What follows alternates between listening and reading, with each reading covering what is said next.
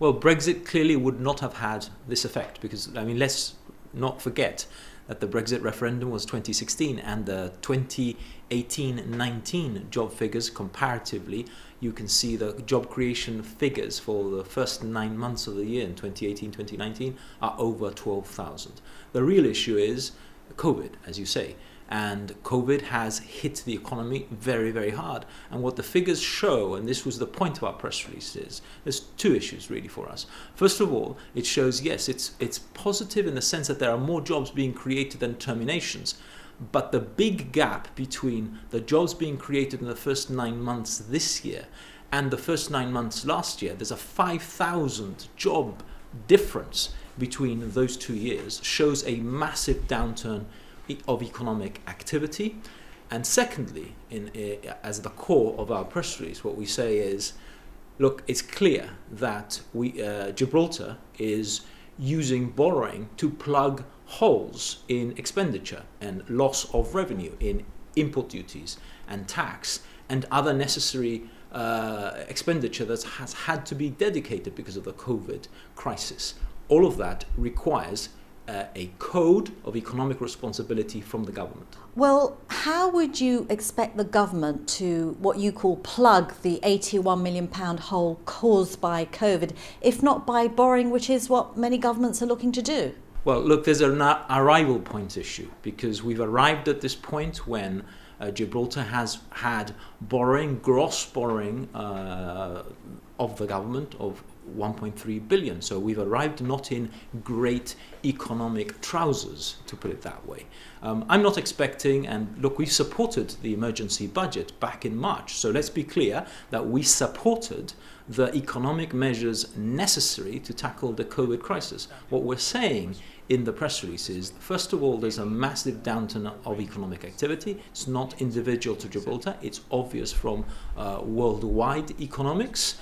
Secondly, it requires economic responsibility and a consistency from the government. A consistency that means cut out waste and abuse, economic waste and abuse, and be responsible in the management of taxpayers' money. Don't spend money unwisely like they are in some respects, and that is what is required as we go forward. Well, that's a very good soundbite, Mr. Azzopardi, but if I can just drill you down on some of what you're saying. For example, where would you create efficiencies and how would you kickstart the economy? Can you give me some specific answers? One of our core policies at the last election was that we wanted to see better accountability and use of public taxpayers' money. There needs to be much better supervision and control of the money that the taxpayers direct by way of public contracts. So when you have public contracts, whether it's in construction or anything else, there needs to be much better control and less abuse of taxpayers' money, first of all. Secondly, look, you need to prioritize. So when you're going to do now direct expenditure, make sure it's necessary to do it. Make sure it's things that are going to be economic generating, and perhaps cut out, or definitely cut out, we say, the lavish or unnecessary expenditure. So for example, why do the line wall road expensive beautification project now when we've got to prioritize?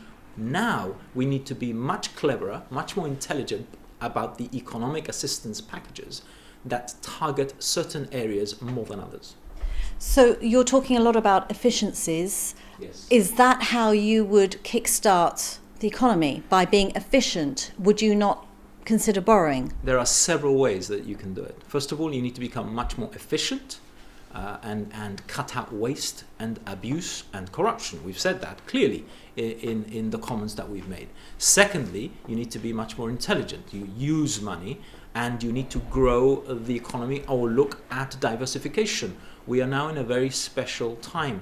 The tourism industry has, in effect, collapsed, not just for Gibraltar, but worldwide. It'll take a long, long time for it to grow back so that people have the confidence to travel again. We now need to look at other areas where we might do business in different ways. All of that requires much more intelligent engagement with the business community, with financial services, so that we can make sure that we generate income in a better way in this new environment. You say the government needs to be consistent in its messaging because it's spending money on the one hand whilst telling people to be responsible on the other. But don't you think that the government should also be wary about creating panic, loss of confidence? Isn't it more important at this stage to put political differences aside and to be constructive? I think that it's important for there to be a reality check for people and for the government to tell people how it is and not how they would like it to be in some kind of economic Disneyland. The reality is that people will appreciate how it is, and and it's important that people understand the basics of the economic situation that Gibraltar finds itself, where it is borrowing to plug holes, where we need to be radical in the repositioning of the economy, where we need to create efficiencies and cut out waste, and where the government needs to be very consistent in its message of economic responsibility and not then contradict itself by undertaking lavish projects.